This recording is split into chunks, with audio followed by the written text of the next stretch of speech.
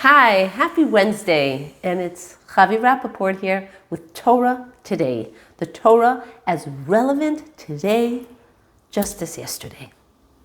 If you were asked to put together a handbook, Jewish laws, ideology, to help somebody in their Jewish path, what would you start with? What's of most importance? Maybe keeping Shabbat, the laws of kosher, or the holiest day of the year, Yom Kippur, or perhaps just starting from Jewish identity. What makes us Jewish? The Brit Milah. This week's Torah portion, the Torah discusses the first mitzvah that is presented to the Jewish nation. HaChodesh Hazeh Lachem. What is this about? Blessing the new moon. Why is this so significant, of paramount importance to the Jewish people, God's chosen nation?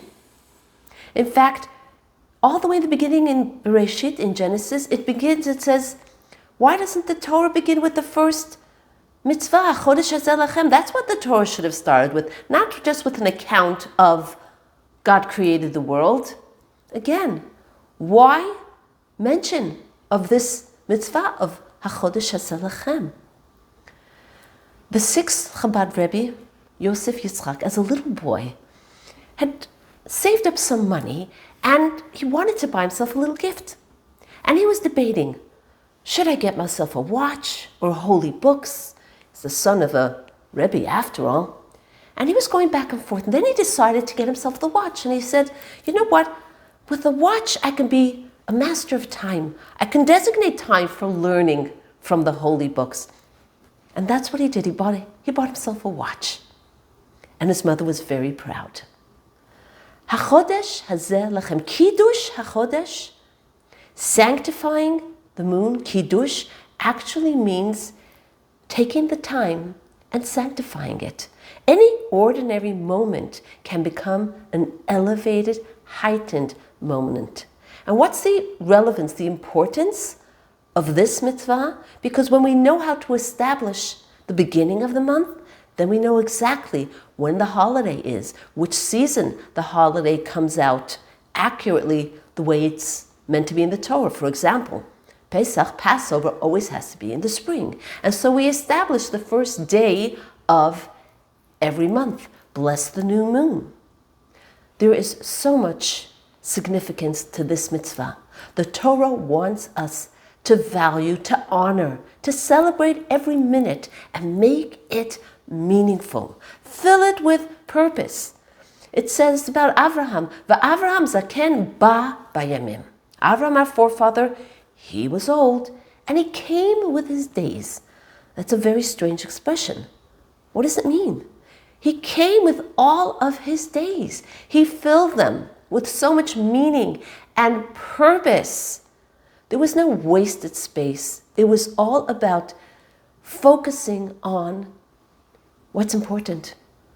Kindness, goodness, connection with Hashem, spreading the awareness, not just about his own work, but spreading God's awareness to everyone else. Ba bayamim. And the Torah wants us to be so cognizant of the gift of every single moment of time. As it says in the Hayom Yom, the book of daily insights for rich Hasidic in any living. A winter's day and a summer's night is like a whole year. Imagine that.